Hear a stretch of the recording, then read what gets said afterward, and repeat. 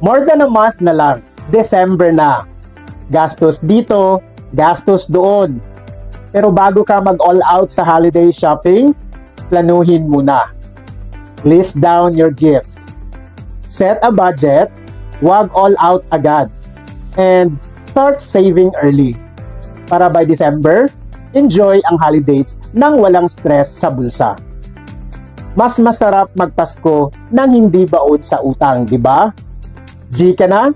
Simulan na ang holiday ipon. More than a month na lang, December na. Gastos dito, gastos doon. Pero bago ka mag-all out sa holiday shopping, planuhin muna. List down your gifts. Set a budget, wag all out agad. And start saving early. Para by December, enjoy ang holidays nang walang stress sa bulsa. Mas masarap magpasko nang hindi baon sa utang, di ba? G